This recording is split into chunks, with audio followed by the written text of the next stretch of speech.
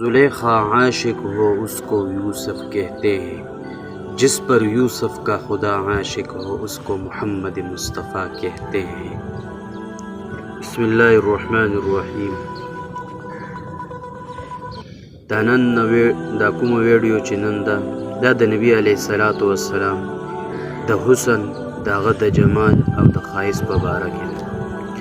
نبی علیه الصلاۃ والسلام څومره حسین و څومره جمیل و، د هغه صحابه کرام هغه څومره ستاینه کړي په شعر او شاعرۍ کې، دغه رنګ څومره شاعران تیر شوي هغه یې څومره ستاینه کړي. لکه وګوره حسان ابن ثابت ته رضی الله تعالی عنه هغه وی واحسن منك لم تركت عيني واجمل منك لم تلد النساء خلقت مبرعا من كل عيب كأنك قد خلقت كما تشاء. او دغرن عائشہ رضی الله تعالی عنها فرمائی لنا شمس وللآفاق شمس وشمس خير من الشمس السماء فإن الشمس تطلع بعد الفجر والشمس تطلع بعد العشاء.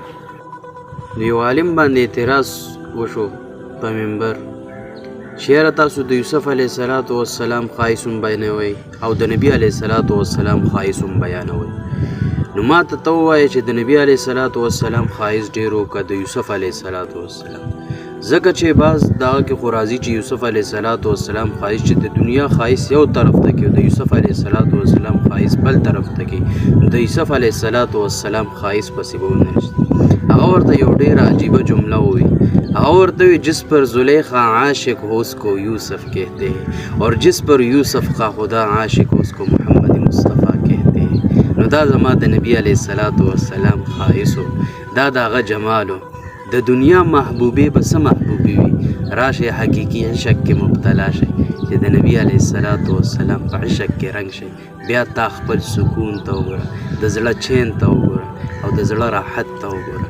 نو موږ ته د الله جل جلاله د نبی علیه السلام هغه محبت، هغه مینه، هغه الفت را نصیب کړي. جزاک الله خیر.